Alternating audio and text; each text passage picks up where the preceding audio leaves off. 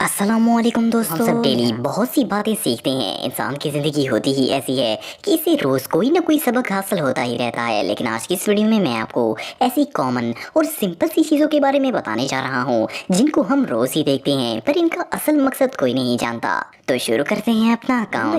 Feeling pen. दोस्तों, जब भी इंसानी जिस्म को किसी तरह की चोट लगती है तो इसे दर्द महसूस होता है। ये बात तो बच्चे भी जानते हैं, लेकिन क्या आप ये बात जानते हैं कि इंसान को दर्द होता क्यों है? हम सब ये समझते हैं कि पेन एक बहुत बुरी चीज़ है, लेकिन हकीकत में दर्द अल्लाह ताला की एक बहुत बड़ी नेमत है। असल में दर्द हमें हर तरह के खतरे से आगाह करता है। पेन फील करके ही हम अपने आप को डैमेज होने से बचा सकते हैं। जस्ट इमेजिन कि अगर दर्द ना हो तो हमें कैसे पता चलेगा कि हमारे जिस्म का अंदरूनी या बैरूनी हिस्सा खराब हो गया है। ये दर्द ही होता है जो हमें बताता है कि हमारी बॉडी का एक मखसूस हिस्सा खराब हो चुका है, ताकि हम इसका इलाज करके इसे मजीद डैमेज होने से बचा सकें। लेकिन आपको जानकर हैरानगी होगी कि दुनिया में कुछ लोग ऐसे भी होते हैं जिनको किसी भी तरह का दर्द महसूस नहीं होता। दुनिया में कई लोग हैं जो कि ऐसी जेनेटिक म्यूटेशन के साथ पैदा होते हैं जिसकी वजह से इनके दिमाग तक दर्द की रसाई होती ही नहीं है। इसे कंजेंटल इनसेंसिटिविटी टू पेन कहा जाता है। अगर ऐसे लोगों का हाथ कट जाए या इवन जल जाए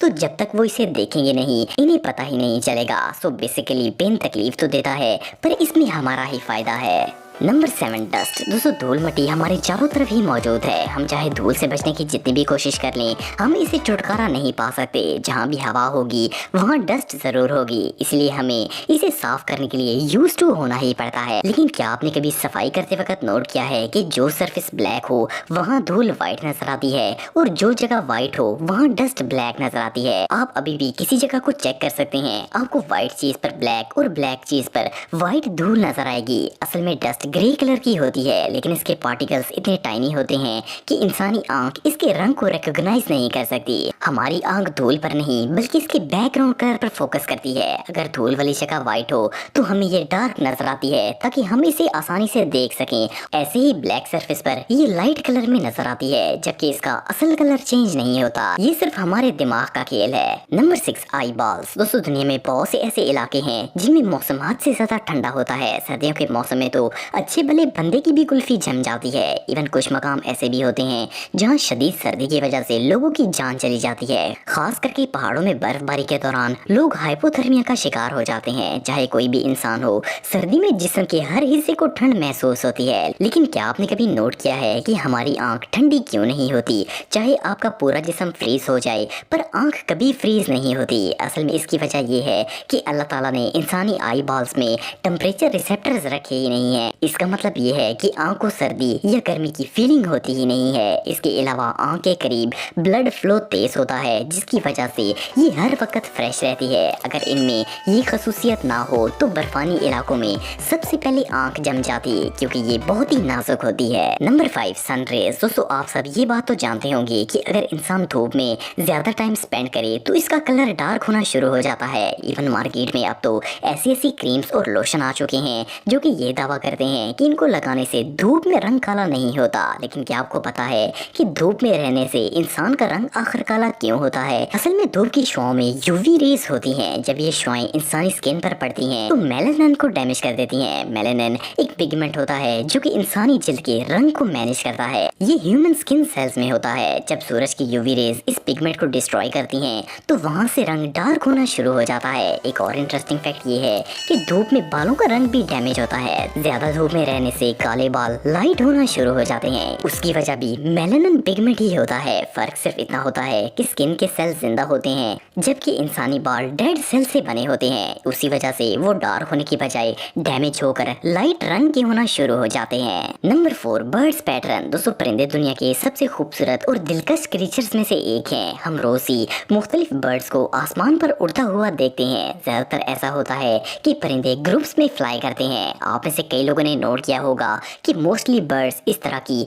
वी शेप में एक ही पैटर्न के साथ फ्लाई करते हैं। पर क्या आपने कभी कभी सोचा है कि परिंदे हमेशा इसी तरह वी शेप में ग्रुप बनाकर क्यों उड़ते हैं? फर्स्ट ऑफ ऑल तो जब आप इस तरह का कोई ग्रुप देखें तो जो परिंदा सबसे आगे हो वो इस पूरे ग्रुप का लीडर होगा। सेकेंडली, इस वी शेप में फ्लाई करने की असल रीज़न एनर्जी सेविंग होती है। इट मीन्स कि अगर ये परिंदे इस तरह उड़ते हैं तो एयर करंट इनके विंग से टकराकर साइड पर हो जाता है, जिससे इन्हें उड़ते वक्त ज़्यादा एनर्जी वेस्ट नहीं करनी पड़ती। इस तरह के ग्रुप बनाकर ये परिंदे ज़्यादा देर तक लगातार उड़ सकते हैं।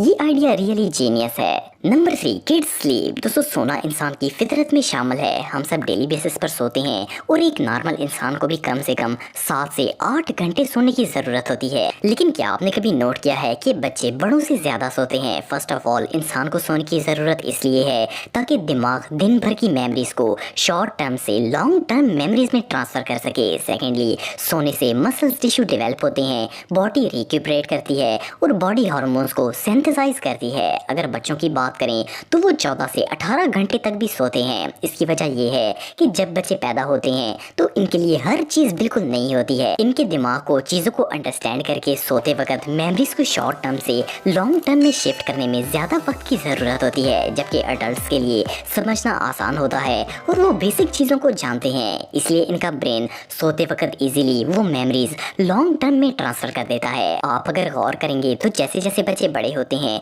और चीज़ों को समझने लगते हैं, इनकी स्लीप ड्यूरेशन कम होना शुरू हो जाती है।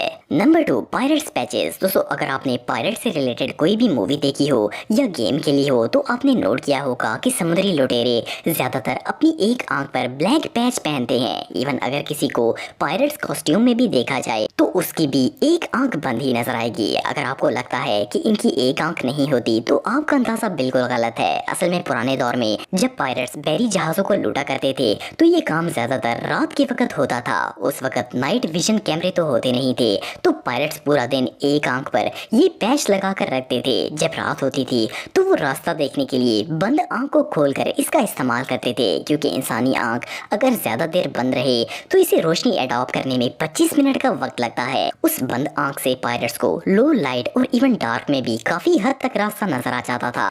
पुराने दौर के क्रिमिनल्स भी आइंस्टाइन से कम नहीं थे। Number 1, ice cream feeling. दोस्तों, आप सब आइसक्रीम और ठंडी चीज़ें खाते होंगे। आजकल तो वैसे ही गर्मियों का सीजन है और आइसक्रीम से ज़्यादा बेहतर चीज़ और कोई नहीं हो सकती। आप सब ने नोट किया होगा कि जब हम ठंडी आइसक्रीम या कोल्ड ड्रिंक वगैरह इस्तेमाल करते हैं तो पहली बार में ऐसा लगता है जैसे दांत फ्रीज हो गए हैं और इसका एक अजीब एहसास कनपट्टी पर भी महसूस होता है। कोई ठंडी चीज़ खाते वक्त आपको ये फीलिंग कभी न कभी ज़रूर आई होगी, पर क्या आपको पता है कि इसकी रीज़न क्या होती है? फर्स्ट ऑफ ऑल तो ये ठंडा एहसास दांतों पर नहीं बल्कि ब्रेन पर महसूस होता है। असल में जब कोई ठंडी चीज़ हमारे मुंह के अपर लेवल को टच करती है तो वहाँ मौजूद नर्व सेंटर ओवर रिएक्ट करता है। नर्व सिस्टम ब्रेन की ब्लड वेसल्स को वार्न करता है, जिससे दिमाग को एक झटके सी फीलिंग होती है। मजे की बात यह है कि ये सिर्फ थोड़ी देर के लिए होता है और इसके बाद ब्रेन समझ जाता है कि सब कुछ नॉर्मल है।